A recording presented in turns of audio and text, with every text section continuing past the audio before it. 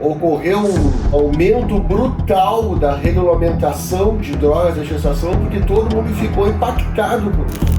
Quais são os antidepressivos mais seguros? Então, vamos usar os antidepressivos mais seguros para tratar uma depressão. Tá, mas se a pessoa desenvolve uma psicose durante a gestação.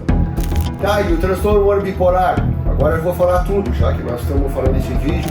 Até os anos 50, todo mundo acreditava que nenhuma droga impactaria numa alteração na placenta ou no feto.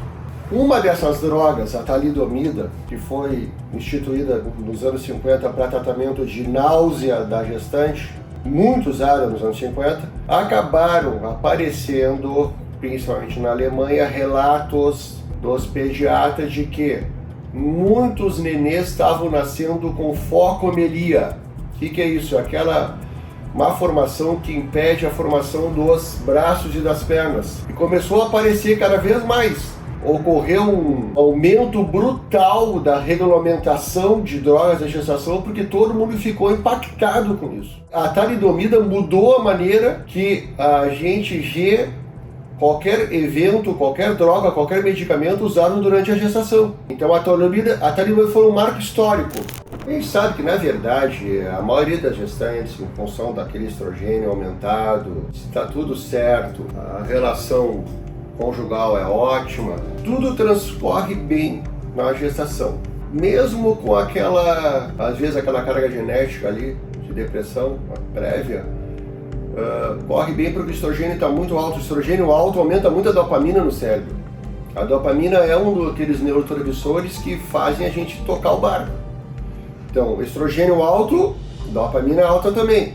Mas quando o ambiente não é propício, hostilidade do marido, negligência da mãe, a pessoa é imigrante, está numa cidade que não tem nem apoio, aquela hereditariedade começa a se manifestar e a pessoa pode desenvolver uma depressão durante a gestação.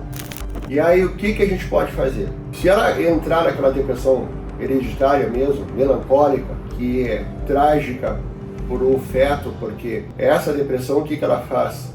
Ela diminui os fatores neurotróficos do nenê, porque vários componentes da depressão passam pela placenta, que o sofrimento da mãe, ela provoca uma alteração, principalmente hormonal, que acaba provocando uma alteração na placenta.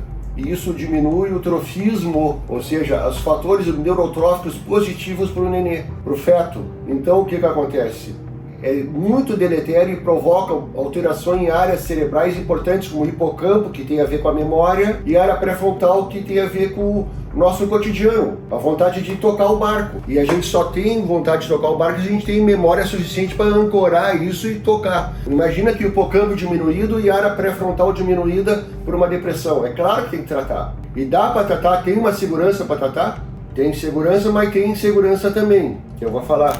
Os antigos antidepressivos, que são os mais antigos, tipo imipramina, clomipramina, amitriptilina, eles são seguros. Só que eles dão muitos efeitos colaterais para a gestante. Muita boca seca, muita constipação, muita midríase, ou seja, pupila dilatada, muita tontura. Eles são seguros, mas provocam muitos efeitos colaterais para a gestante que não é muito aconselhável. Quais são os antidepressivos mais seguros? Então, vamos usar os antidepressivos mais seguros para tratar uma depressão. 2 antidepressivos dos novos, extremamente seguros. O mais seguro de todos, inclusive, é a sertralina. A sertralina é tão seguro que na 12ª semana e a 22ª semana, que se chama o período crítico, é a formação do cérebro do feto, ou seja, o período mais vulnerável para o bebê, a sertralina é segura. Ou seja, então a sertralina pode ser usada na gestação com segurança. Tá, mas a mulher não tolerou a sertralina, por um motivo ou outro. Então a gente usa o estalopram. Tá, mas se não deu certo o estalopram. Se a pessoa já está na 12ª semana, ou 20ª, ela pode usar a fluoxetina. O problema da fluoxetina é que ela pode provocar no início em 10% dos casos, aborto espontâneo. Então, por isso não é recomendável do início da gestação. Mas depois que já está na 12ª semana, aí não tem problema. Ela pode ser usada também a fluoxetina. Então tem os antidepressivos que podem ser usados na deprê. Tá, mas se a pessoa desenvolve uma psicose durante a gestação, e aí? Esses antidepressivos não vão ser efetivos. O que a gente pode usar? Incrível que pareça, o antidepressivo que mais dá efeitos colaterais, que é um bem antigo, que é o haloperidol, que é o famoso Haldol, esse é o mais seguro para uma gestante.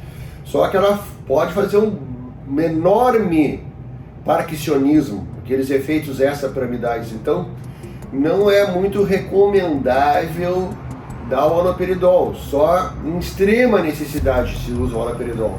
Ou por pouco tempo, só para tirar a pessoa da psicose aguda. E depois a gente usa uma segunda opção hoje, que está um pouco estudada, que é a quetiapina. Então a gente pode usar a quetiapina porque ela tem uma segurança durante a gestação. Tá, e o transtorno humor bipolar? Agora eu vou falar tudo, já que nós estamos falando desse vídeo. Tá, o que a gente pode fazer?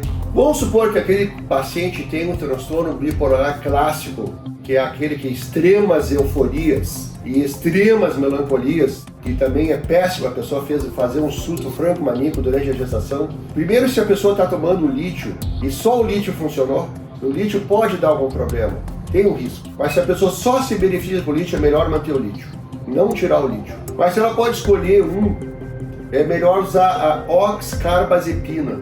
Essa é a das mais seguras durante a gestação, para estabilizar o humor e para evitar euforia, que a euforia é péssima também para o nenê. Não sei se eu fui claro em relação a essas possibilidades durante a gestação. Tá bom? Quer que eu fale mais sobre gestação?